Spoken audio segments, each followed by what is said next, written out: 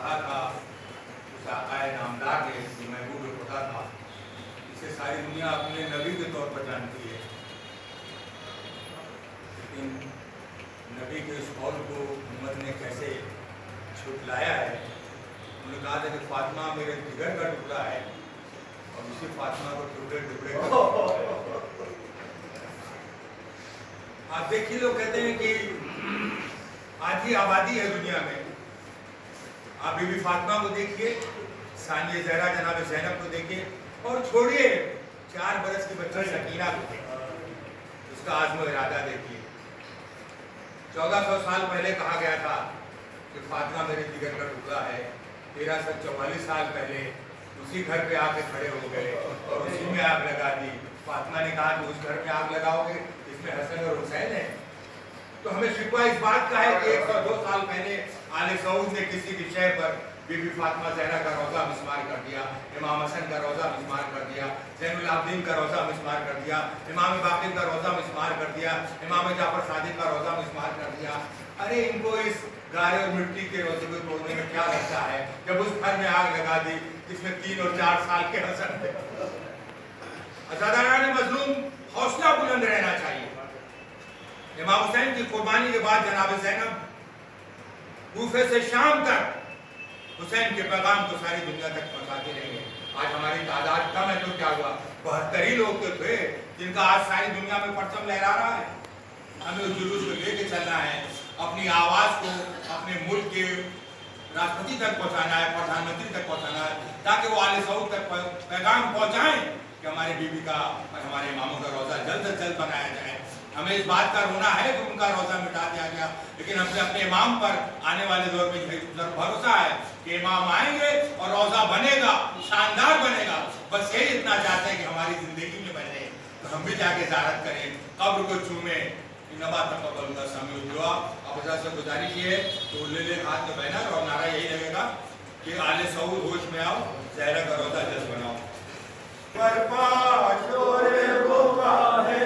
ज़हरा का रोज़ा तोड़ा गया है, जुल्म-ओ-ताज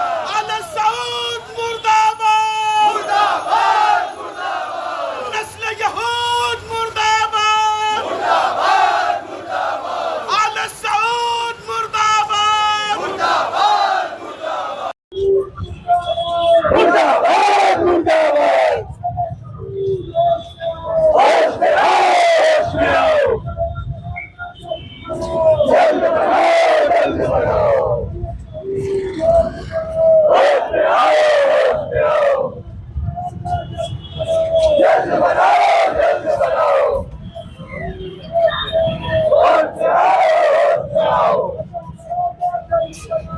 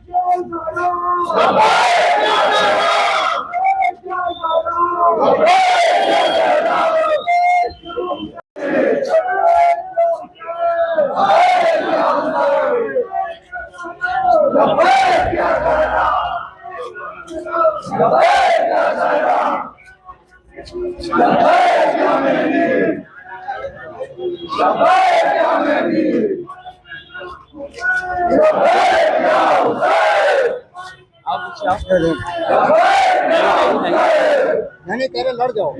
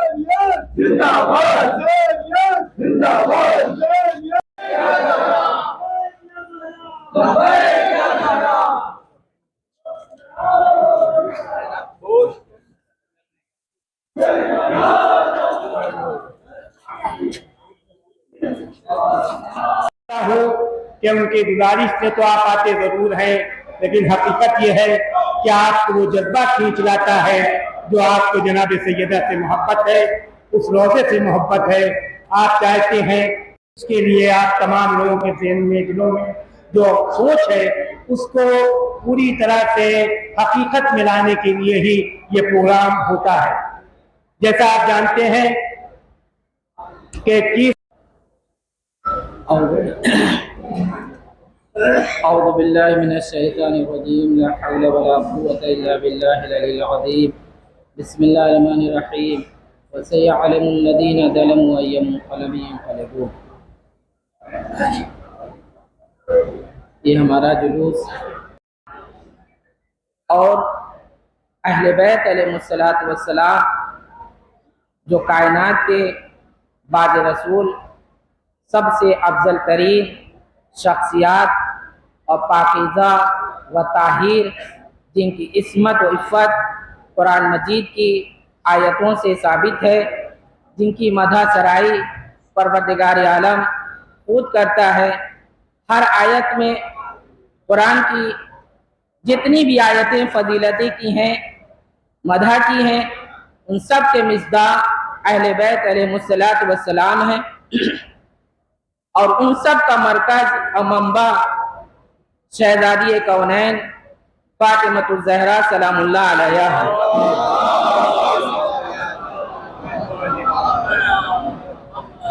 بعد رسول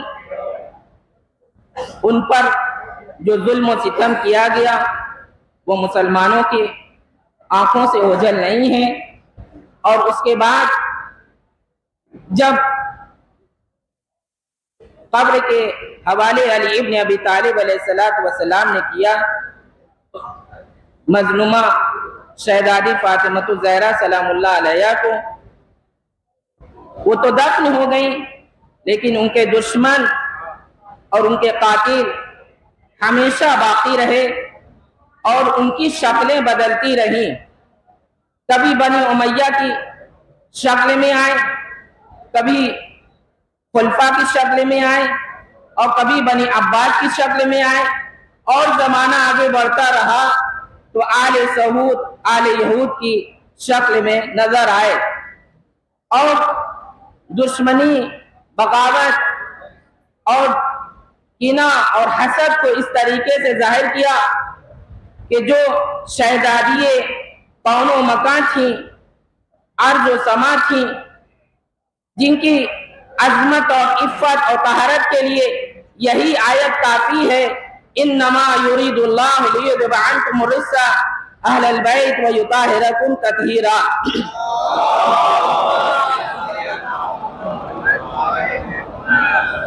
لیکن जिनकी नस्लें खराब थी, खून गंदे थे, जिनके बापों का पता न था, उनको हाथ में जब हुकूमत आई तो उन्होंने सबसे पहले जो उनके आबा व अजदाद ने शहजादी फातिमतुल ज़हरा पे किया था, उन्होंने भी वही जुल्म व सितम किया और रोज़े मुबारक शहजादी कौनैन के रोज़े को मिस्मार किया और मुनहदिम किया और उसमें इमाम जाफर सादिक अलैहिस्सलातु वस्सलाम, इमाम मोहम्मद बाक़िर अलैहिस्सलाम, इमाम ज़ैनुल आबिदीन अलैहिस्सलाम, इमाम हसन अलैहिस्सलातु वस्सलाम के रौज़ाए मुक़द्दसा को मिस्मार किया और औलाद रसूल और शोहदाए उहद और दीगर शोहदा के रोज़ों को मिस्मार किया। और वो मुसलमान कलमा गो जो बड़ा साहबा किराम अज़वाज नबी के चाहने वाले बनते हैं, उन्होंने अहले बैत अलैहिस्सलातु वस्सलाम के साथ नबी की अज़वाज की कब्रों को भी मुनहदिम किया और शोहदाए उहद की कब्रों को भी मुनहदिम किया। और ये जुल्म व बर्बरियत इनका अभी तक जारी है। जो लोग उम्रा या हज पे जाते हैं और जन्नतुल बकी तक गए हैं और वो ज़ियारतें करते हैं, तो आज आप सिर्फ सुने हैं और इस वलवले और जोश के साथ इस गर्मी के आलम में आप काली महल से मरकजी जामा मस्जिद तक आए, तशरीफ लाए। अल्लाह सबको सलामत रखे और इसकी जज़ाए खैर। जो भी मजलूम का मानने वाला होता है वो अपनी ताकत के एतबार से आवाज को बुलंद करता है। और ये वसीयत अमीरुल मोमिनीन अली इब्न अबी तालिब अलैहिस्सलातु वस्सलाम, क्या है मेरे बेटो, तुम जालिम के खिलाफ रहना, उसकी बगावत करना और मजलूम के मददगार रहना और उसकी हिमायत करना। ज़ाहिरन ये इमाम हसनैन अलैहिस्सलातु वस्सलाम से वसीयत है, लेकिन हकीकत में वो मोमिनीन से वसीयत की है। और हम आज हिंदुस्तान में रहकर इसके खिलाफ अपनी आवाज को बुलंद कर रहे हैं, तो हम अपनी ताकत से आवाज को बुलंद कर रहे हैं, लेकिन इन्नका अला कुल्लि शैइन कदीर वो है जो कादिर मुतलक है, वो अपनी ताकत से इस आवाज को वहां तक पहुंचाएगा। और इंशाअल्लाह एक दिन जालिमीन को अपने अंजाम तक पहुंचना होगा और वो बहुत अनकरीब है कि वो अपने अंजाम को पहुंचेंगे। और जिन्होंने अब उस जुल्म को किया है उनका अंजाम बहुत ही बुरा होगा।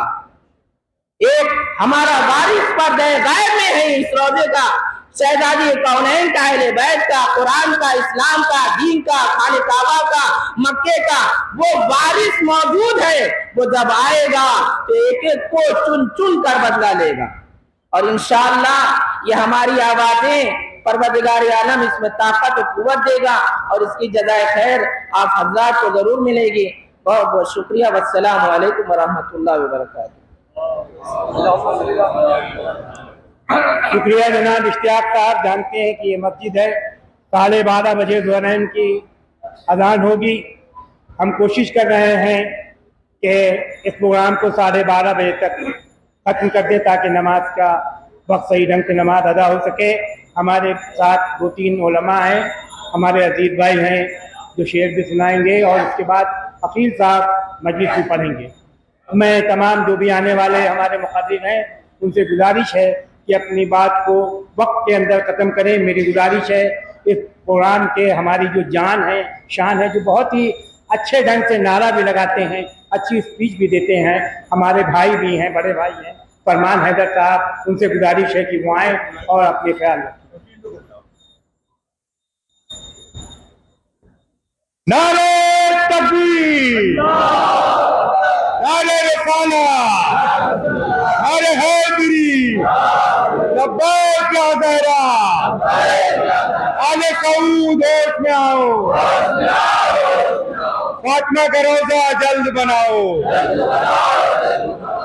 پیارے بچوں، دوستوں، بزرگوں، علماء کرام، پیارا ملک ہے ہمارا اور بی بی فاطمہ کی بات ہو رہی ہے۔ یہ بھی عجیب اتفاق ہے کہ ہمارے دیش کی جو راشٹرپتی ہیں وہ بھی ایک عورت ہے، مرمو ہے۔ ان سے گزارش ہے، وہ بھی جانتی ہیں فاطمہ کو، تو ہم یہاں کے مادھیم سے، امام جمعہ کے مادھیم سے، دوسرے علماء کرام کے مادھیم سے، جو ہمارے علماء کرام ہیں، ان کے ذریعے سے ان کے پاس سے پیغام بھیجا جائے۔ اور سب سے بڑی بات تو یہ ہے کہ جو ہمارے دیش، یہ شہر کا ایم پی ہے، وہ دیش کا پی ایم ہے، تو اس کے ذریعے سے بھی بات جانی چاہیے۔ اب بی بی فاطمہ کا روزہ دنیا میں نہیں بنے گا تو مجھے دنیا بتائے کہ کس کا بنے گا۔ دنیا کی ساری قومیں بی بی فاطمہ کا احترام کرتی ہیں، لیکن آل سعود کے سمجھ میں نہیں آتا۔ ارے اگر تجھے پیسہ ہی کمانا ہے تو ایک بار روزہ بنا کے دیکھ، اتنا پیسہ آ جائے گا کہ رکھ نہیں پائے گا۔ اتنے زائرین پہنچیں گے بی بی فاطمہ کے روزے کی زیارت کرنے کے لیے۔ اور پھر وہ جو محمد کی اکلوتی بیٹی ہو، صلوات بر محمد والے محمد۔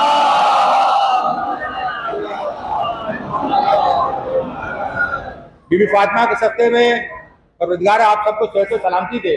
جو علماء کرام ہمارے آئے ہوئے ہیں، جتنے بھی مولانا ہیں، یہ ہمارے قوم کی ایک پہچان ہے۔ ابھی کل ہی کی بات ہے، 3:30 بجے مجھے ہارٹ اٹیک آیا اور لگ رہا تھا کہ جانے والا ہو، کیسے چلا جاؤں گا، جلوس اٹھنا تھا اور شامل ہونا، نعرہ بھی لگانا تھا، نعرہ حیدری۔ اور جو بچہ محنت کر رہا ہے، جس کے ساتھ ہی پوری ٹیم محنت کر رہی ہے، شمسی ہیں، اس کے ساتھ انجمن کے جنرل سیکرٹری ہیں، وہ لوگ واقعی لائق مبارکباد ہے کہ اتنا مجمع پہلے نہیں ہوتا تھا۔ ان لوگوں کی محنت کی وجہ سے لوگ بڑے ہیں، اور آپ لوگ بھی لائق مبارکباد ہیں کہ اب دعا کیجئے دل سے جو دعا نکل دیتی ہے وہ ضرور وہاں تک پہنچتی ہے۔ تو شمسی کو یہ آواز دے رہا ہوں کہ جلد از جلد علماء کرام کو بلائیں، اور علماء کرام سے بھی گزارش ہے کہ وقت کے اندر پروگرام کو کام کرنا چاہیے۔ بہت بہت شکریہ فرمان صاحب۔ جیسا کہ آپ جانتے ہیں، ہر سال کی طرح اس سال بھی انجمن حیدری اور تمام جتنے انجمن ہے ماتمی بناس کے اندر ہیں، ان کے دستخط سے ایک میمورنڈم جو ہے وہ راشٹرپتی اور پردھان منتری دونوں کو بھیجا جاتا ہے، جس میں ان سے گزارش کی جاتی ہے کہ اس روزے کو بنانے کے لیے یونو سے اور جو بھی اس کے ذمہ دار لوگ ہیں ان سے بات کریں، بلکہ ایک لیٹر انجمن حیدری کی طرف سے اور انجمن ہائے ماتمی کی طرف سے یونو میں بھی جاتا ہے ہر سال۔ اس سال بھی جائے گا۔ میری تمام انجمن کے صدر اور سیکریٹری جو یہاں آئے ہیں یا ممبران ہیں، ان سے گزارش ہے کہ جناب زیدی صاحب کے پاس ابھی ہے، بنا رہے ہیں، وہ آپ لوگ دستخط کر دیجیے گا۔ میں بہت زیادہ وقت نہ لیتے ہوئے جناب توصیف صاحب سے، جو حجت الاسلام مولانا تشریف صاحب سے گزارش ہے کہ وہ آئیں اور اپنے خیال کا اظہار کریں۔ مولانا توصیف صاحب تشریف لا رہے ہیں، بآواز بلند نعرے سلوات۔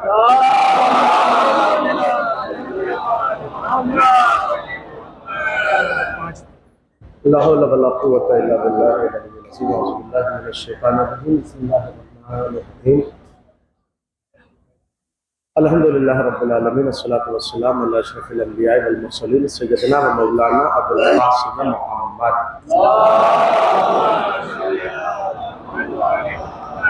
أما بعد فقط بسم الله الرحمن الرحيم، يا أيها الذين آمنوا لا تحلوا شعائر الله۔ جملہ حضرین، قرآن مجید سورہ مبارکہ مائدہ کی دوسری آیت، میں نے اپنی اس 5 منٹ کی یا 4 منٹ کے مختصر سے بیان کے لیے سرنامہ کلام بنائی ہے، جس میں پروردگار عالم قرآن پڑھنے والوں کو خطاب کر رہا ہے، صاحبان ایمان کو خطاب کر رہا ہے، جو اپنے آپ کو صاحب ایمان کہتے ہیں ان کو خطاب کر رہا ہے۔ یا ایھا الذین آمنوا، اے وہ لوگوں کو جو ایمان لے آئے، لا تحلوا شعائر اللہ، اللہ کی نشانیوں کی بے حرمتی نہ کرو، اللہ کی نشانیوں کی بے حرمتی نہ کرو۔ یہ کیوں کہہ رہا ہے قرآن؟ کہ اس لیے کہ یہ اللہ کی نشانیاں ہی وہ ہے جو تمہیں خدا تک لے کے جاتی ہے، جو تمہیں خدا تک لے کے جاتی ہے، جن کے ذریعے تم خدا تک پہنچتے ہو۔ ابھی یہ کالی محل کی مسجد سے اٹھ کے یہ مرکزی جامع مسجد تک ایک جلوس آیا، زندہ باد و مرد آباد کے نعرے لگاتے ہوئے آپ یہاں تک چلے آئے۔ سب تماشا دیکھنے والے بہرحال تماشا دیکھتے ہیں، اور یہ عنوان بھی ہوتا ہے کہ ایک زندہ باد مرد آباد، زندہ باد مرد آباد، زندہ باد و مرد آباد صرف یہ نعرے کی حد تک نہیں ہے، بلکہ یہ ایک کردار کا ایک صلوات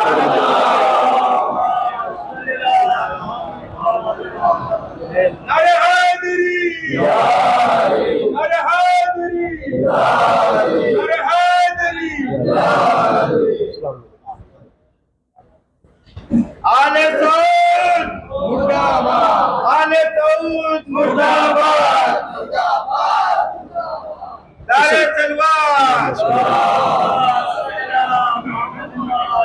بالکل 2 منٹ میں اپنی بات تمام کر دوں کہ یہ جو نعرہ آپ لگاتے ہوئے دیکھ رہے ہیں، یہ کوئی اسے آپ صرف نعروں کی حد تک محسوس نہ کریں، بلکہ ایک زندہ قوم دوسری مردہ قوم کو پہچانا رہی ہے۔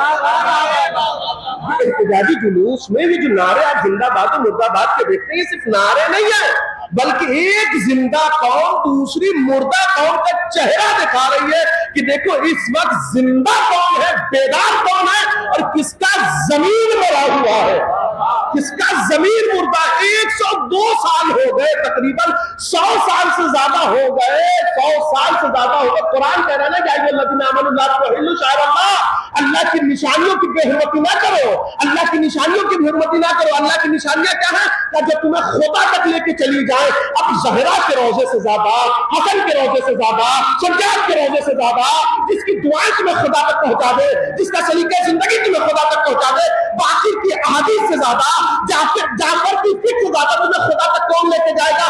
یہ وہ ہے اللہ کی نشانیاں جو تمہیں خدا تک لے کے جاتی ہے۔ مگر 100 سال پہلے ان کا روزہ ڈھایا گیا، اسے ڈیمولش کیا گیا، اس کو منہدم کیا گیا، اس کو منہدم کیا گیا۔ میرا جملہ محسوس کریے گا، قرآن کہہ رہا ایمان والو اللہ کی نشانیوں کا احترام کرو۔ اب جو احترام نہیں کر رہا وہ اپنی گریبان میں جھانک کے دیکھے صاحب ایمان ہے کہ نہیں۔ آپ کا بے احترامی کرنا، آپ کا روزے کا منہدم کرنا یہ بتاتا ہے کہ روزہ منہدم بعد میں ہوا ہے، آپ ایمان کے دائرے سے باہر پہلے نکلے ہیں، آپ ایمان کے دائرے سے باہر پہلے نکلے۔ اللہ کی نشانیوں کا احترام کرو۔ بس ایک لفظ میں اپنی بات مکمل کر دوں میرے عزیزوں، 100 سال پہلے مسلمان تو تھے نا، وہ بڑی تفصیلی گفتگو ہے، علماء سے پوچھے گا وہ بتائیں گے کس انداز سے، کس کے فتووں کے تحت، کس کے نظریات کے تحت یہ اقدام کیا گیا، اور کیا نعرہ شرک و بدعت کا نعرہ بلند کرتے ہوئے اس قبر کو جسے ہم جنت البقیع کہتے ہیں، ان مزارات کو جو جناب سیدہ کا روضہ تھا جنہیں منہدم کیا گیا، آپ محسوس کریں اس وقت حجاز میں مسلمان تھے نا، اس وقت دنیا میں مسلمان تھے نا، اس وقت ہندوستان میں مسلمان تھے نا، آج ہندوستان میں مسلمان ہے نا، آج دنیا کی دوسری کنٹریز میں، حجاز میں، دوسرے ممالک میں مسلمان ہے نا، یورپ میں مسلمان ہے نا۔ آج سوال کو کتنی جگہ احتجاجی جلوس ہوا آپ نے دیکھا؟ میں مثال دوں، 1400 سال سے یہ قوم جس بات پہ گریہ کر رہی ہے اور جس بات پہ تڑپ رہی ہے اور جس بات پہ آنسو بہا رہی ہے وہ یہی ہے کہ مسلمان کو اورنگزیب کی قبر یاد ہے، زہرا کی قبر یاد نہیں ہے۔ اورنگزیب کی قبر یاد ہے، انہیں مغل بادشاہوں کی قبر یاد ہے، زہرا کی قبر یاد نہیں ہے، آل اطہار کی قبر یاد نہیں ہے، آل رسول کی قبر یاد نہیں ہے۔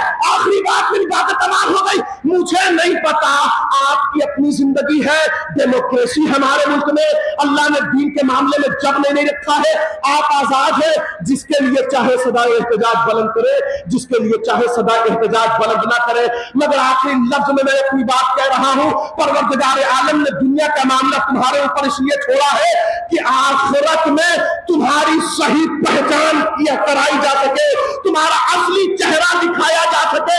آج دنیا 2 خیموں میں بٹی ہوئی ہے، اختیار ان کے ہاتھوں میں ہے جو کھڑے ہو کے تماشا دیکھ رہے ہیں کہ تمہیں آل اطہار کے خیمے میں جانا ہے یا دشمنان اہل بیت کے خیمے میں جانا ہے۔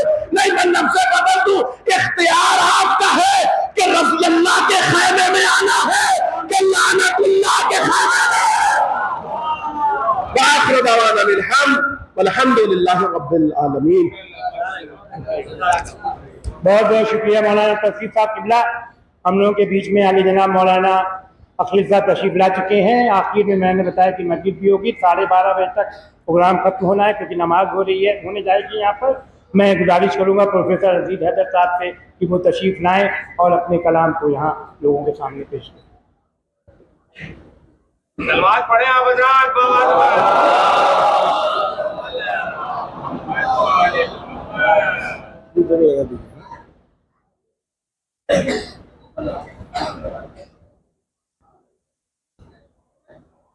مومنین السلام علیکم۔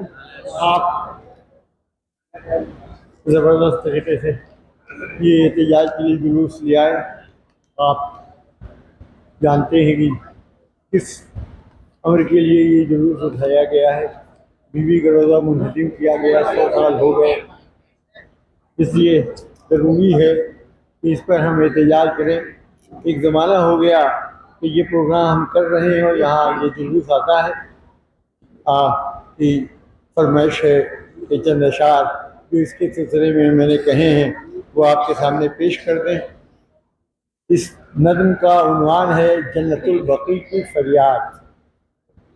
تو میں عرض کر رہا ہوں، گریاں ہے ایک صدی سے بقیہ ابھی تلک، گریاں ہے ایک صدی سے بقیہ ابھی تلک، اجڑا ہوا ہے روضہ زہرا ابھی تلک، بنت نبی کی قبر پہ سایہ نہیں رہا، جا کر لحد میں چین نہ پایا ابھی تلک، بی بی کا روزہ کر دیا ظالم نے منہدم، 100 سال سے ہے غمگی زمانہ ابھی تلک، مزمار ہیں جو 4 اماموں کے اب مدار، برپا ہے ایک قیامت صغریٰ ابھی تلک، اجڑا ہوا مدار ہے بنت اسد کا بھی ہے اشک بار، اس لیے کنبہ ابھی تلک، ام البنین کی لہد کو کیا تباہ، اور دل میں علی کا بغض ہے زندہ ابھی تلک، اور باقی نہ یادگار پیغمبر ہے کہیں جاری، وہاں ہے ظلم کا سکہ ابھی تلک، نور نظر کی قبر شکستہ ہے اس لیے مرقد ہے نبی کے اندھیرا ابھی تک، اور پھر لوگ دادی کی قبر دیکھ کے پوتی ہے بے قرار، قاضی کی قبر دیکھ کے پوتی ہے بے قرار، اور گریا گناہ روح ہے سکینہ ابھی تلک، گریا گناہ روح ہے سکینہ ابھی تک، بوسہ کہاں میں لے سکا قبر بطول کا، پوری ہوئی کہاں یہ تمنا ابھی تلک، ارے ہو جاؤ متحد اور کرو جم کے احتجاج، ہو جاؤ متحد اور کرو جم کے احتجاج، ارے معصومہ کی ہے قبر بے سایہ ابھی تلک، معصومہ کی ہے قبر بے سایہ ابھی تلک، اور مقتول ہو کہ بنت نبی کا روضہ ہو تعمیر پھر ودیع، بنت نبی کا روضہ ہو تعمیر پھر ودیع، حق سے دعا یہ کرتا ہے بندہ ابھی تلک، حق سے دعا یہ کرتا ہے بندہ ابھی تلک. شکریہ. شکریہ پروفیسر عزیز حضرت صاحب. اب میری گزارش جمعہ کی تمہید کے مولانا شیخی صاحب امین حیدر صاحب قبلہ سے گزارش ہے کہ وہ تشریف لائیں. 12:30 بجے تک یہ پروگرام ختم ہونا ہے. اس کے بعد مولانا عقیل صاحب قبلہ مجلس خطاب فرمائیں گے.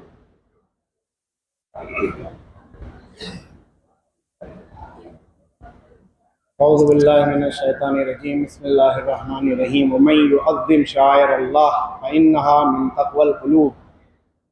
پروردگار کریم اپنی مبارک کتاب میں ارشاد فرما رہا ہے کہ وہی لوگ شاعر اللہ کی تعظیم کریں گے کہ جن کا قلب پاک و پاکیزہ ہوگا۔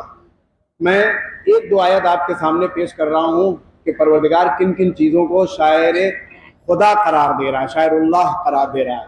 ان الصفا والمروہ من شاعر اللہ، صفا و مروہ کو پروردگار شاعر خدا قرار دے رہا ہے۔ عزیزان گرامی، شاعر شعیرہ کی جمع ہے، شعیرہ کے معنی ہوتے ہیں نشانی کے ہوتے ہیں۔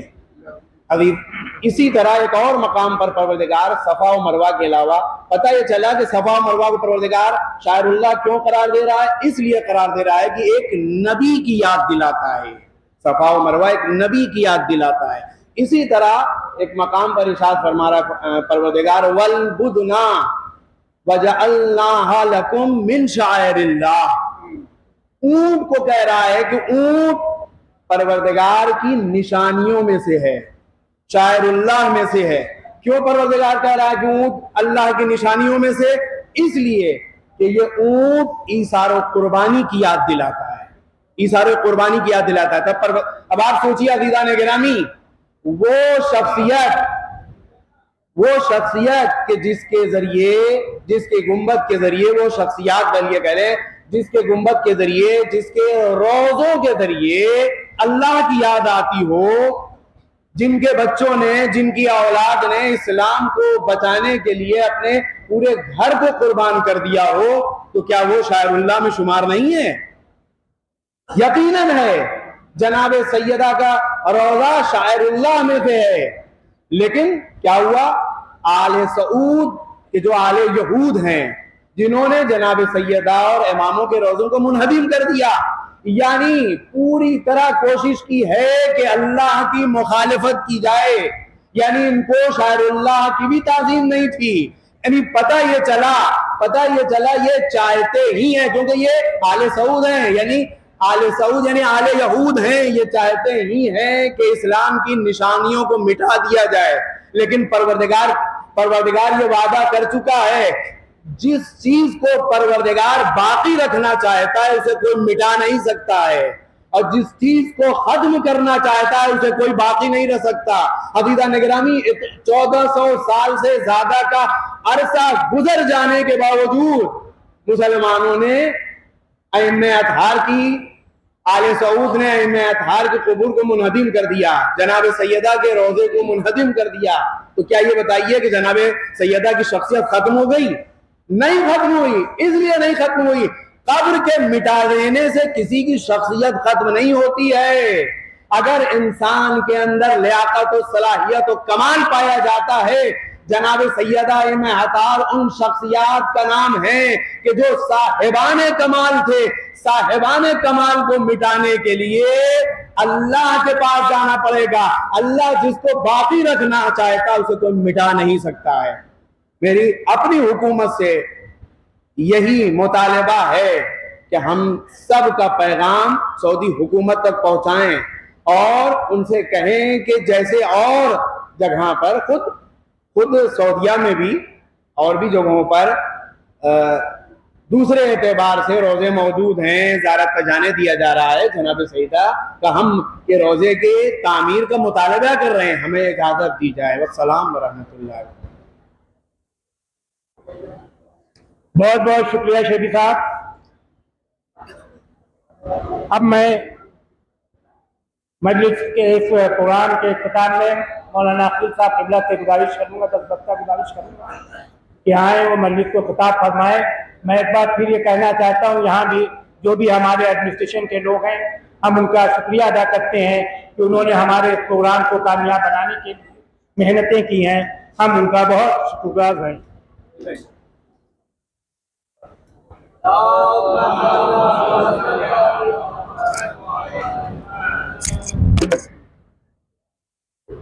آواز بلند نعرہ تکبیر۔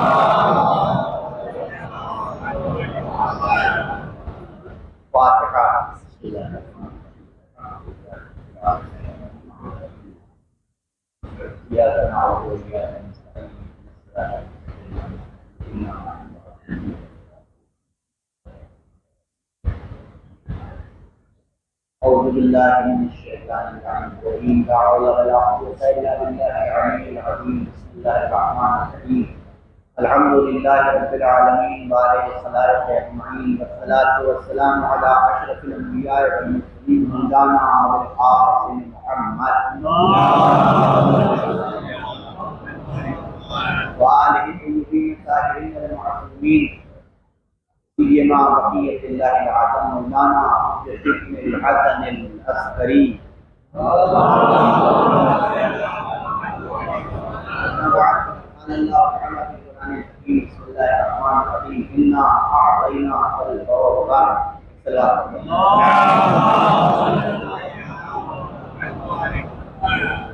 ہمارا یہ احتجاج ایک عرصے سے 100 سال ایسا بیت رہا ہے مستقل یہ احتجاج ہو رہا ہے اور تعداد بڑھ رہی ہے تعداد کم نہیں ہے اضافہ ہو رہا ہے کمی واقع نہیں ہے اور اس اضافے کا مطلب یہ ہے جیسے ابھی مولانا نے بیان بھی کیا کہ اس اضافہ ہونے کا مطلب یہ ہے کہ ذہن بیدار ہو رہے ہیں ذہن سو نہیں رہے اور جب تک ہمارے وہ مطالبات جو ہم 1400 سال سے کرتے چلے 1400 برس سے اہل بیت کے حوالے سے جو ہمارا عنوان رہا ہے وہ مکمل نہیں ہو جاتا تب تک یہ احتجاج ہوتا رہے گا اور یہ صرف ایک احتجاج نہیں ہے بلکہ محرم میں اٹھنے والا ہر جلوس بھی ایک احتجاج کی حیثیت رکھتا ہے یہ جتنے جلوس اٹھتے ہیں یہ جو علم ہے یہ بھی ایک احتجاج کا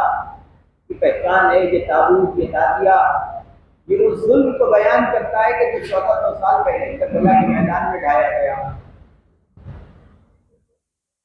اور ان مظلوموں کی یاد دلاتا ہے کہ جن کے اوپر یہ ظلم ڈھایا گیا ہے اور اس احتجاج کے ہونے کی سب سے بڑی وجہ وہ جو درد ہے نا وہ جو کرب ہے اگر آپ اسے محسوس کیجیے اس کا سب سے بڑا ریزن اور سب سے بڑا سبب یہ ہے کہ اپنوں نے یہ ظلم نہیں پرایوں نے یہ ظلم نہیں کیا ہے یہ ظلم اہل بیت کے اوپر اپنوں نے کیا ہے یہ کسی ایسے نے نہیں کیا کہ جو لا الہ الا اللہ نہیں کہتا تھا محمد رسول اللہ نہیں کہتا تھا بلکہ ظلم کرنے والے وہ لوگ ہیں کہ جو اللہ کی وحدانیت کی گواہی بھی دینے والے تھے رسول کی رسالت کی گواہی بھی دینے والے تھے اور آج کے زمانے میں حقیقی اسلام کی جو پہچان ہے وہ صرف اور صرف یہی ہے کہ انسان یہ دیکھے کہ ظالم کے ساتھ کون کھڑا ہوا ہے اور مظلوم کے ساتھ کون کھڑا ہوا ہے دیکھیے ہر چیز کی ایک ضد ہوتی ہے ہر چیز کی ایک ضد ہوتی ہے اور اس ضد کے ذریعے سے اس چیز کو پہچانا جاتا ہے اس ضد کے ذریعے سے نور کی پہچان ہوتی ہے تاریکی کے ذریعے سے سفیدی کی پہچان ہوتی ہے سیاہی کے ذریعے سے انسان اندازہ لگاتا ہے کہ نور کی اہمیت کیا ہے اسے اگر محسوس کرنا ہے تو جو انسان ہمیشہ نور میں رہا ہو اس سے نہ پوچھیے بلکہ اس سے پوچھیے کہ جو تاریکی میں رہا ہو اور پھر اسے نور میں لے آ کر کے سوال کیجیے کہ اب نور کی اہمیت کیا ہے تو وہ بتائے گا کہ نور کی اہمیت کیا ہے اسی طریقے سے بہت سی چیزیں ہیں کہ جن کی ضدیں جیسے کفر کی اسلام کی ضد ہے کفر جو اسلام کے مقابلے میں آئے وہ ہے کفر تو جو اسلام کے مقابلے میں آئے کفر تو ایمان کی ضد کیا ایمان کی ضد ہے نفاق ایمان کی ضد ہے نفاق اور کسی کفر کرنے والے کو پہچاننا آسان ہے لیکن منافق کا پہچاننا مشکل ہے اور اس کی وجہ یہ ہے کہ وہ آپ ہی کی طرح سے لا الہ الا اللہ بھی کہتا ہے محمد رسول اللہ بھی کہتا ہے تو اسے پہچاننا بڑا مشکل ہے اور اتنا ہی مشکل تھا کہ خدا رب العالمین نے قرآن مجید میں پورا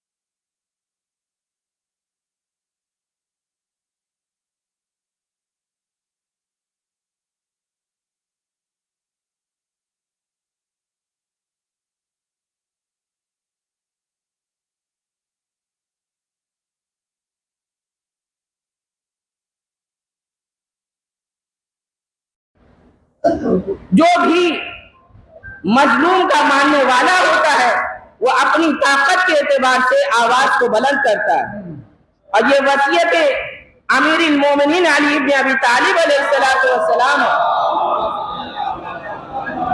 क्या है मेरे बेटो, तुम जालिम के खिलाफ रहना, उसकी बगावत करना और मजलूम के मददगार रहना और उसकी हिमायत करना। ज़ाहिरन ये इमाम हसनैन अलैहिस्सलातु वस्सलाम से वसीयत है, लेकिन हकीकत में वो मोमिनीन से वसीयत की है। और हम आज हिंदुस्तान में रहकर इसके खिलाफ अपनी आवाज को बुलंद कर रहे हैं, तो हम अपनी ताकत से आवाज को बुलंद कर रहे हैं, लेकिन इन्नका अला कुल्लि शैइन कदीर वो है जो कादिर मुतलक है, वो अपनी ताकत से इस आवाज को वहां तक पहुंचाएगा। और इंशाअल्लाह एक दिन जालिमीन को अपने अंजाम तक पहुंचना होगा, और वो बहुत अनकरीब है कि वो अपने अंजाम को पहुंचेंगे। और जिन्होंने अब उस जुल्म को किया है उनका अंजाम बहुत ही बुरा होगा। एक हमारा वारिस पर्दे गायब में है इस रोजे का, शहजादी कौनैन का, अहले बैत का, कुरान का, इस्लाम का, दीन का, खाने काबा का, मक्के का, वो वारिस मौजूद है। वो जब आएगा तो एक एक को चुन चुन कर बदला लेगा। और इंशाअल्लाह ये हमारी आवाजें परवरदिगार आलम इसमें ताकत और कुव्वत देगा और इसकी जज़ाए खैर आप हज़रात को जरूर मिलेगी। बहुत बहुत शुक्रिया। वस्सलामु अलैकुम वरहमतुल्लाहि वबरकातुहू। शुक्रिया जनाब इश्तियाक साहब। जानते हैं कि ये मस्जिद है, 12:30 बजे ज़ुहरैन की अजान होगी। हम कोशिश कर रहे हैं कि इस प्रोग्राम को 12:30 बजे तक ख़त्म कर दें ताकि नमाज का वक्त सही ढंग से नमाज अदा हो सके। हमारे साथ 2-3 उलमा हैं, हमारे अजीज भाई हैं जो शेर भी सुनाएंगे और उसके बाद हफीज साहब मजलिस भी पढ़ेंगे। मैं तमाम जो भी आने वाले हमारे मुक़र्रिर हैं उनसे गुजारिश है कि अपनी बात को वक्त के अंदर ख़त्म करें। मेरी गुजारिश है इस प्रोग्राम के हमारी जो जान है, शान है, जो बहुत ही अच्छे ढंग से नारा भी लगाते हैं, अच्छी स्पीच भी देते हैं, हमारे भाई भी हैं, बड़े भाई हैं फरमान हैदर साहब, उनसे गुजारिश है कि वो आएँ और अपने ख्याल रखें।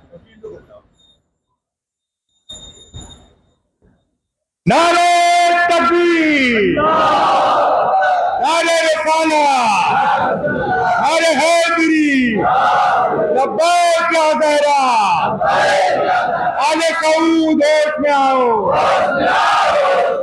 फातिमा का रोजा जल्द बनाओ। प्यारे बच्चों, दोस्तों, बुजुर्गों, उलमाए किराम, प्यारा मुल्क है हमारा और बीबी फातिमा की बात हो रही है।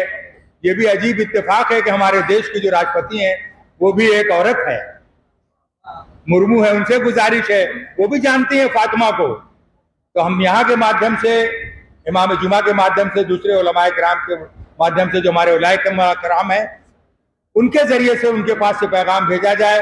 और सबसे बड़ी बात तो ये है कि जो हमारे देश, ये शहर का MP है, वो देश का PM है, तो उसके जरिए से भी बात जानी चाहिए। अब बीबी फातिमा का रोजा दुनिया में नहीं बनेगा तो मुझे दुनिया बताए कि किसका बनेगा। दुनिया की सारी कौमें बीबी फातिमा का एहतराम करती हैं, लेकिन आले सऊद के समझ में नहीं आता। अरे अगर तुझे पैसा ही कमाना है तो एक बार रोजा बना के दे, इतना पैसा आ जाएगा कि रख नहीं पाएगा। इतने जायरीन पहुंचेंगे बीबी फातिमा के रोजे की ज़ियारत करने के लिए। और फिर वो जो मोहम्मद की इकलौती बेटी हो, सलवात दो मोहम्मद वाले मोहम्मद,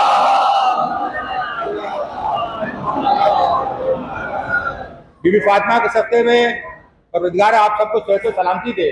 जो उलमाए किराम हमारे आए हुए हैं, जितने भी मौलाना है, ये हमारे कौम की एक पहचान है। अभी कल ही की बात है, 3:30 बजे मुझे हार्ट अटैक आया और लग रहा था कि जाने वाला हो। कैसे चला जाऊंगा, जुलूस उठना था आज और शामिल होकर नारा भी लगाना था, नारे हैदरी। और जो बच्चा मेहनत कर रहा है, जिसके साथ ही पूरी टीम मेहनत कर रही है, शमशी हैं, उसके साथ अंजुमन के जनरल सेक्रेटरी हैं, वो लोग वाकई लायक मुबारकबाद है कि इतना मजमा पहले नहीं होता था। इन लोगों की मेहनत की वजह से लोग बड़े हैं और आप लोग भी लायक मुबारकबाद हैं कि अब दुआ कीजिए दिल से जो दुआ निकल देती है वो जरूर वहां तक पहुंचती है।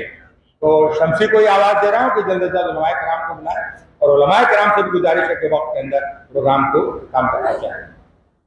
बहुत बहुत शुक्रिया फरमान साहब। जैसा कि आप जानते हैं हर साल की तरह इस साल भी अंजुमन हैदरी और तमाम जितने अंजुमन है मातमी बनास के अंदर हैं उनके दस्तखत से एक मेमोरेंडम जो है वो राष्ट्रपति और प्रधानमंत्री दोनों को भेजा जाता है, जिसमें उनसे गुजारिश की जाती है कि इस रोज़े को बनाने के लिए यूएनओ से और जो भी इसके जिम्मेदार लोग हैं उनसे बात करें, बल्कि एक लेटर अंजुमन हैदरी की तरफ से और अंजुमन हाय मातमी की तरफ से यूएनओ में भी जाता है हर साल।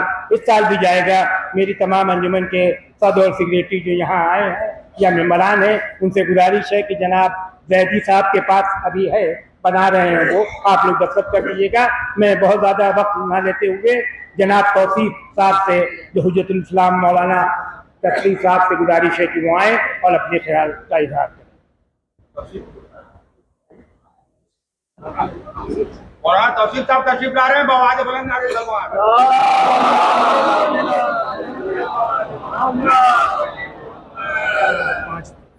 ला हौला वला कुव्वता इल्ला बिल्लाहिल अलिय्यिल अज़ीम। औज़ु बिल्लाहि मिनश शैतानिर रजीम। बिस्मिल्लाहिर रहमानिर रहीम। अल्हम्दुलिल्लाह रब्बिल आलमीन अस्सलातु वस्सलामु अला अशरफिल अंबिया'i वल मुरसलीन सय्यदना व मौलाना अबुल कासिम मुहम्मद।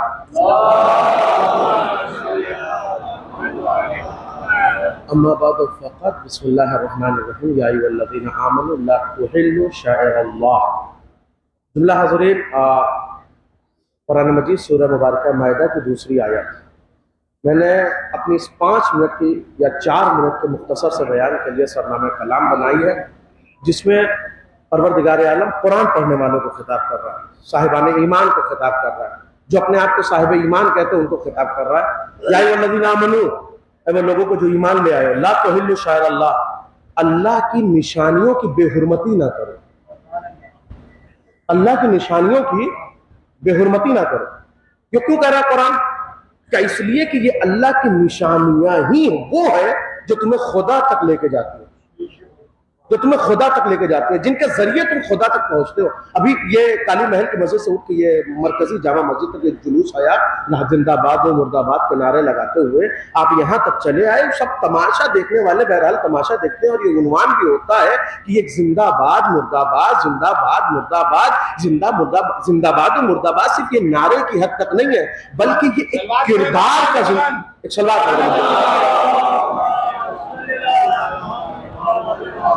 नारे हैदरी, नारे हैदरी, नारे हैदरी। आले सऊद मुर्दाबाद, आले सऊद मुर्दाबाद, नारे तलवार। बिल्कुल 2 मिनट में मैं अपनी बात तमाम कर दूं कि ये जो नारा लगाते हुए देख रहे हैं, ये कोई इसे आप सिर्फ नारों की हद तक महसूस ना करें, बल्कि एक जिंदा कौम दूसरी मुर्दा कौम को पहचाना रही है। एहतजाजी जुलूस में भी जो नारे आप जिंदाबाद और मुर्दाबाद के देखते हैं, ये सिर्फ नारे नहीं है, बल्कि एक जिंदा कौम दूसरी मुर्दा कौम का चेहरा दिखा रही है कि देखो इस वक्त जिंदा कौन है, बेदार कौन है, और किसका जमीन मरा हुआ है, किसका जमीन मुर्दा। 102 साल हो गए, तकरीबन 100 साल से ज्यादा हो गए, 100 साल से ज्यादा हो गए। कुरान कह रहा है ना, अल्लाह की निशानियों की बेहुरमती ना करो, अल्लाह की निशानियों की बेहुरमती ना करो। अल्लाह की निशानियां क्या है? जो तुम्हें खुदा तक लेके चली जाए। अब ज़हरा के रोजे से ज्यादा, हसन के रोजे से ज्यादा, सज्जाद के रोजे से ज्यादा, जिसकी दुआएं तुम्हें खुदा तक पहुंचा दे, जिसका सलीका जिंदगी तुम्हें खुदा तक पहुंचा दे, बाकी की अहादीस से ज्यादा, जाफर की फिक्र से ज्यादा तुम्हें खुदा तक कौन लेके जाएगा? ये वो है अल्लाह की निशानियां जो तुम्हें खुदा तक लेके जाती है। मगर 100 साल पहले इनका रोजा ढाया गया, इसे डेमोलिश किया गया, इसको मुनहदिम किया गया, इसको मुनहदिम किया गया। मेरा जुमला महसूस करकेगा, कुरान कह रहा ईमान वालों अल्लाह की निशानियों का एहतराम करो। अब जो एहतराम नहीं कर रहा वो अपनी गरीबान में झांक के देखे, साहिब ईमान है कि नहीं। आपका बेहतरामी करना, आपका रोजे का मुनहदिम करना, ये बताता है कि रोजा मुनहदिम बाद में हुआ है। आप ईमान के दायरे से बाहर पहले निकले हैं, आप ईमान के दायरे से बाहर انصار اللہ، اللہ کی نشانیوں کا احترام کرو۔ بس ایک لفظ میں اپنی بات مکمل کر دوں میرے عزیزوں، 100 سال پہلے مسلمان تو تھے نا، وہ بڑی تفصیلی گفتگو ہے، علماء سے پوچھے گا وہ بتائیں گے کس انداز سے، کس کے فتووں کے تحت، کس کے نظریات کے تحت یہ اقدام کیا گیا، اور کیا نعرہ شرک و بدعت کا نعرہ بلند کرتے ہوئے اس قبر کو جسے ہم جنت البقیع کہتے ہیں، ان مزارات کو جو جناب سیدہ کا روضہ تھا جنہیں منہدم کیا گیا، آپ محسوس کریں اس وقت حجاز میں مسلمان تھے نا، اس وقت دنیا میں مسلمان تھے نا، اس وقت ہندوستان میں مسلمان تھے نا، آج ہندوستان میں مسلمان ہے نا، آج دنیا کی دوسری کنٹریز میں، حجاز میں، دوسرے ممالک میں مسلمان ہے نا، یورپ میں مسلمان ہے نا۔ آج سوال کو کتنی جگہ احتجاجی جلوس ہوا آپ نے دیکھا؟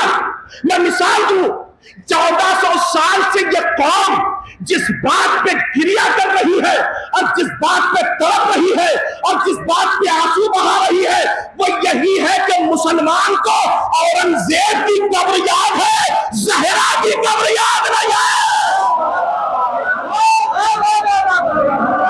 اورنگزیب کی قبر یاد ہے، انہیں مغل بادشاہوں کی قبر یاد ہے، زہرا کی قبر یاد نہیں ہے، آل اطہار کی قبر یاد نہیں ہے، آل رسول کی قبر یاد نہیں ہے۔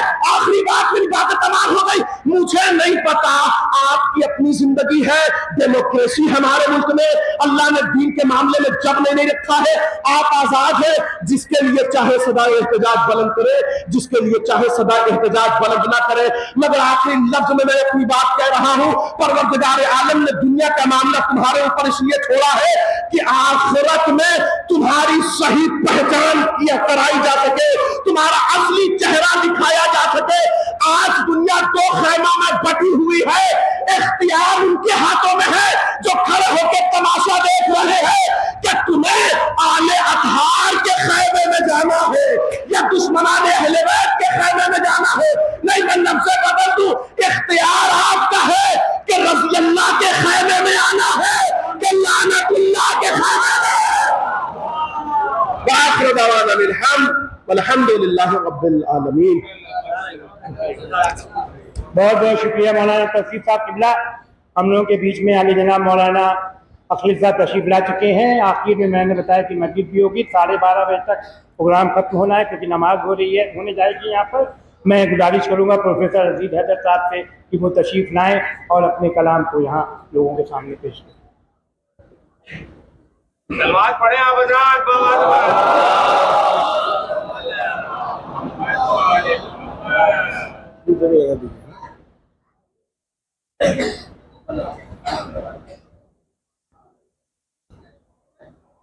مومنین السلام علیکم۔ آپ زبردست طریقے سے یہ احتجاج کے لیے جلوس لے آئے۔ آپ جانتے ہیں کہ کس امر کے لیے یہ جلوس اٹھایا گیا ہے، بی بی کا روضہ منہدم کیا گیا، 100 سال ہو گئے، اس لیے ضروری ہے کہ اس پر ہم احتجاج کریں۔ ایک زمانہ ہو گیا کہ یہ پروگرام ہم کر رہے ہیں اور یہاں یہ جلوس آتا ہے۔ آپ کی فرمائش ہے کہ چند اشعار جو اس کے سلسلے میں نے کہے ہیں وہ آپ کے سامنے پیش کر دیں۔ اس نظم کا عنوان ہے جنت البقیع کی فریاد۔ تو میں عرض کر رہا ہوں، گریاں ہے ایک صدی سے بقیہ ابھی تلک، گریاں ہے ایک صدی سے بقیہ ابھی تلک، اجڑا ہوا ہے روضہ زہرا ابھی تلک، بنت نبی کی قبر پہ سایہ نہیں رہا، جا کر لحد میں چین نہ پایا ابھی تلک، بی بی کا روضہ کر دیا ظالم نے منہدم، 100 سال سے ہے غمگی زمانہ ابھی تلک، مزمار ہے جو 4 اماموں کے اب مدار، برپا ہے قیامت صغریٰ ابھی تلک، اجڑا ہوا مدار ہے بنت اسد کا بھی ہے عشق بال، اس لیے کنبا ابھی تلک ام البنین کی دلہد کو کیا تباہ، اور دل میں علی کا بغض ہے زندہ ابھی تلک، اور باقی نہ یادگار پیغمبر ہے کہیں جاری، وہاں ہے گل کا سکہ ابھی تلک، نور نظر کی قبر شکستہ ہے اس لیے مرقد ہے نبی کے اندھیرا ابھی تک، اور پھر لوگ دادی کی قبر دیکھ کے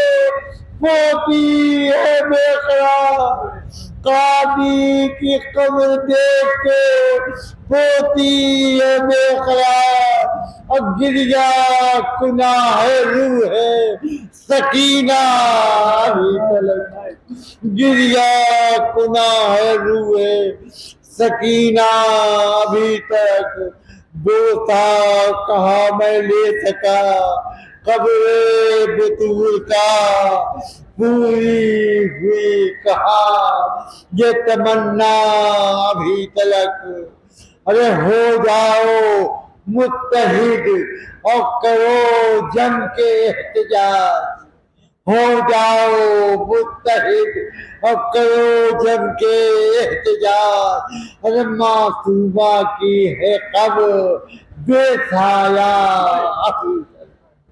معصومہ کی ہے قبر بے سایہ ابھی تلک، اور مقتول ہو کہ بنت نبی کا روضہ ہو تعمیر پھر ودی، بنت نبی کا روضہ ہو تعمیر پھر ودی، حق سے دعا یہ کرتا ہے بندہ ابھی تلک، حق سے دعا یہ کرتا ہے بندہ ابھی تلک۔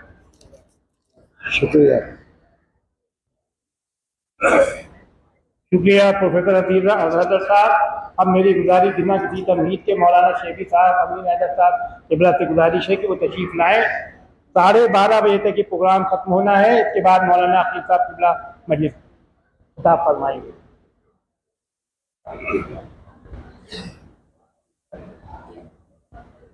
اعوذ باللہ من الشیطان الرجیم، بسم اللہ الرحمن الرحیم، ومن یعظم شعائر اللہ فإنها من تقوی القلوب۔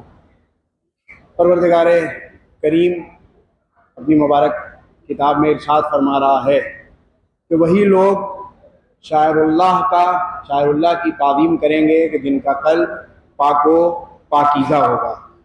میں ایک دو آیت آپ کے سامنے پیش کر رہا ہوں کہ پروردگار کن کن چیزوں کو شاعر خدا قرار دے رہا ہے، شاعر اللہ قرار دے رہا ہے۔ ان الصفا والمروہ من شاعر اللہ، صفا و مروہ کو پروردگار شاعر خدا قرار دے رہا ہے۔ عزیزان گرامی، شاعر شعیرہ کی جمع ہے، شعیرہ کے معنی ہوتے ہیں نشانی کے ہوتے ہیں۔ اسی طرح ایک اور مقام پر پروردگار صفا و مروہ کے علاوہ، پتہ یہ چلا کہ صفا و مروہ کو پروردگار شاعر اللہ کیوں قرار دے رہا ہے؟ اس لیے قرار دے رہا ہے کہ ایک نبی کی یاد دلاتا ہے، صفا و مروہ ایک نبی کی یاد دلاتا ہے۔ اسی طرح ایک مقام پر ارشاد فرما رہا پروردگار والبدنا وجعلناها لکم من شعائر اللہ، اونٹ کو کہہ رہا ہے کہ اونٹ پروردگار کی نشانیوں میں سے ہے، شاعر اللہ میں سے ہے۔ کیوں پروردگار کہہ رہا ہے کہ اونٹ اللہ کی نشانیوں میں سے؟ اس لیے کہ یہ اونٹ ایثار و قربانی کی یاد دلاتا ہے، ایثار و قربانی کی یاد دلاتا ہے۔ اب آپ سوچیے عزیزان گرامی، وہ شخصیت کہ جس کے گنبد کے ذریعے وہ شخصیات بلیے کرے، جس کے گنبد کے ذریعے، جس کے روضوں کے ذریعے اللہ کی یاد آتی ہو، جن کے بچوں نے، جن کی اولاد نے اسلام کو بچانے کے لیے اپنے پورے گھر کو قربان کر دیا ہو، تو کیا وہ شاعر اللہ میں شمار نہیں ہے؟ یقیناً ہے، جناب سیدہ کا روضہ شاعر اللہ میں سے ہے، لیکن کیا ہوا؟ آل سعود کہ جو آل یہود ہیں جنہوں نے جناب سیدہ اور اماموں کے روضوں کو منہدم کر دیا، یعنی پوری طرح کوشش کی ہے کہ اللہ کی مخالفت کی جائے، یعنی ان کو شاعر اللہ کی بھی تعظیم نہیں تھی، یعنی پتہ یہ چلا یہ چاہتے ہی ہیں، کیونکہ یہ آل سعود ہیں، یعنی آل سعود یعنی آل یہود ہیں، یہ چاہتے ہی ہیں کہ اسلام کی نشانیوں کو مٹا دیا جائے، لیکن پروردگار یہ وعدہ کر چکا ہے، جس چیز کو پروردگار باقی رکھنا چاہتا ہے اسے کوئی مٹا نہیں سکتا ہے، اور جس چیز کو ختم کرنا چاہتا ہے اسے کوئی باقی نہیں رکھ سکتا۔ عزیزان گرامی، 1400 سال سے زیادہ کا عرصہ گزر جانے کے باوجود مسلمانوں نے ائمہ اطہار کی، آل سعود نے ائمہ اطہار کے قبور کو منہدم کر دیا، جناب سیدہ کے روضے کو منہدم کر دیا، تو کیا یہ بتائیے کہ جناب سیدہ کی شخصیت ختم ہو گئی؟ نہیں ختم ہوئی، اس لیے نہیں ختم ہوئی، قبر کے مٹا دینے سے کسی کی شخصیت ختم نہیں ہوتی ہے۔ اگر انسان کے اندر لیاقت و صلاحیت و کمال پایا جاتا ہے، جناب سیدہ ائمہ اطہار ان شخصیات کا نام ہے کہ جو صاحبان کمال تھے، صاحبان کمال کو مٹانے کے لیے اللہ کے پاس جانا پڑے گا، اللہ جس کو باقی رکھنا چاہتا اسے کوئی مٹا نہیں سکتا ہے۔ میری اپنی حکومت سے یہی مطالبہ ہے کہ ہم سب کا پیغام سعودی حکومت تک پہنچائیں اور ان سے کہیں کہ جیسے اور جگہ پر خود سعودیہ میں بھی اور بھی جگہوں پر دوسرے اعتبار سے روزے موجود ہیں، زیارت کا جانے دیا جا رہا ہے، جناب سیدہ کا ہم کے روزے کے تعمیر کا مطالبہ کر رہے ہیں، ہمیں اجازت دی جائے۔ والسلام ورحمۃ اللہ۔ بہت بہت شکریہ شیخی صاحب۔ اب میں مجلس کے اس پروگرام کے اختتام میں مولانا عقیل صاحب قبلہ سے گزارش کروں گا، گزارش کروں گا کہ آئیں وہ مجلس کو خطاب فرمائیں۔ میں ایک بات پھر یہ کہنا چاہتا ہوں، یہاں بھی جو بھی ہمارے ایڈمنسٹریشن کے لوگ ہیں، ہم ان کا شکریہ ادا کرتے ہیں کہ انہوں نے ہمارے اس پروگرام کو کامیاب بنانے کے لیے محنتیں کی ہیں، ہم ان کا بہت شکر گزار ہیں۔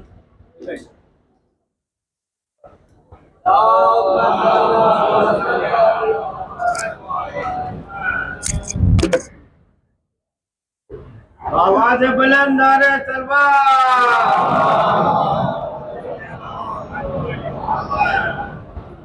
فاتحہ۔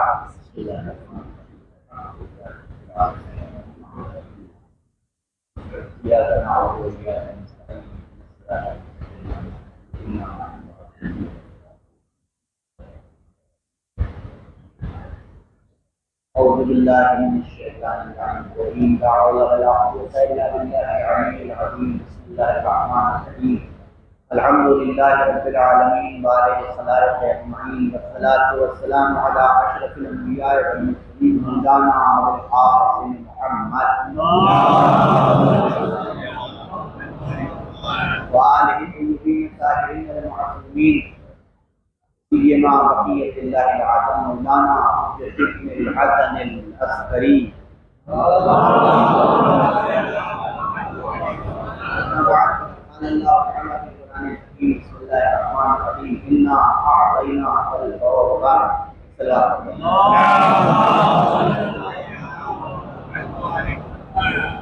ہمارا یہ احتجاج ایک عرصے سے 100 سال عرصہ بیت رہا مستقل یہ احتجاج ہو رہا ہے اور تعداد بڑھ رہی ہے، تعداد کم نہیں ہے، اضافہ ہو رہا ہے، کمی واقع نہیں ہے۔ اور اس اضافے کا مطلب یہ ہے جیسے ابھی مولانا نے بیان بھی کیا کہ اس اضافہ ہونے کا مطلب یہ ہے کہ ذہن بیدار ہو رہے ہیں، ذہن سو نہیں رہے، اور جب تک ہمارے وہ مطالبات جو ہم 1400 سال سے کرتے چلے، 1400 برس سے اہل بیت کے حوالے سے جو ہمارا عنوان رہا ہے وہ مکمل نہیں ہو جاتا، تب تک یہ احتجاج ہوتا رہے گا۔ اور یہ صرف ایک احتجاج نہیں ہے بلکہ محرم میں اٹھنے والا ہر جلوس بھی ایک احتجاج کی حیثیت رکھتا ہے. یہ جتنے جلوس اٹھتے ہیں، یہ جو علم ہے، یہ بھی ایک احتجاج کی پہچان ہے. یہ تابوت، یہ تعزیہ، یہ اس ظلم کو بیان کرتا ہے کہ جو 1400 سال پہلے کربلا کے میدان میں ڈھایا گیا، اور ان مظلوموں کی یاد دلاتا ہے کہ جن کے اوپر یہ ظلم ڈھایا گیا ہے. اب اس احتجاج کے ہونے کی سب سے بڑی وجہ وہ جو درد ہے نا، وہ جو درد ہے، اگر آپ اسے محسوس کیجیے، اس کا سب سے بڑا ریزن اور سب سے بڑا سبب یہ ہے کہ اپنوں نے یہ ظلم نہیں، پرایوں نے یہ ظلم نہیں کیا ہے. یہ ظلم اہل بیت کے اوپر اپنوں نے کیا ہے. یہ کسی ایسے نے نہیں کیا کہ جو لا الہ الا اللہ نہیں کہتا تھا، محمد رسول اللہ نہیں کہتا تھا، بلکہ ظلم کرنے والے وہ لوگ ہیں کہ جو اللہ کی وحدانیت کی گواہی بھی دینے والے تھے، رسول کی رسالت کی گواہی بھی دینے والے. اور آج کے زمانے میں حقیقی اسلام کی جو پہچان ہے وہ صرف اور صرف یہی ہے کہ انسان یہ دیکھے کہ ظالم کے ساتھ کون کھڑا ہوا ہے اور مظلوم کے ساتھ کون کھڑا ہوا ہے. دیکھیے، ہر چیز کی ایک ضد ہوتی ہے، ہر چیز کی ایک ضد ہوتی ہے، اور اس ضد کے ذریعے سے اس چیز کو پہچانا جاتا ہے. اس ضد کے ذریعے سے نور کی پہچان ہوتی ہے تاریکی کے ذریعے سے، سفیدی کی پہچان ہوتی ہے سیاہی کے ذریعے سے. انسان اندازہ لگاتا ہے کہ نور کی اہمیت کیا ہے. اسے اگر محسوس کرنا ہے تو جو انسان ہمیشہ نور میں رہا ہو اس سے نہ پوچھیے، بلکہ اس سے پوچھیے کہ جو تاریکی میں رہا ہو، اور پھر اسے نور میں لے آ کر کے سوال کیجیے کہ اب نور کی اہمیت کیا ہے، تو وہ بتائے گا کہ نور کی اہمیت کیا ہے. اسی طریقے سے بہت سی چیزیں ہیں کہ جن کی ضدیں، جیسے کفر کی، اسلام کی ضد ہے کفر.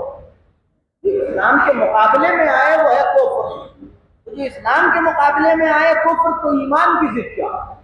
ایمان کی ضد ہے نفاق. ایمان کی ضد ہے نفاق. اور کسی کفر کرنے والے کو پہچاننا آسان ہے، لیکن منافق کا پہچاننا مشکل ہے. اور اس کی وجہ یہ ہے کہ وہ آپ ہی کی طرح سے لا الہ الا اللہ بھی کہتا ہے، محمد رسول اللہ بھی کہتا ہے، تو اسے پہچاننا بڑا مشکل ہے.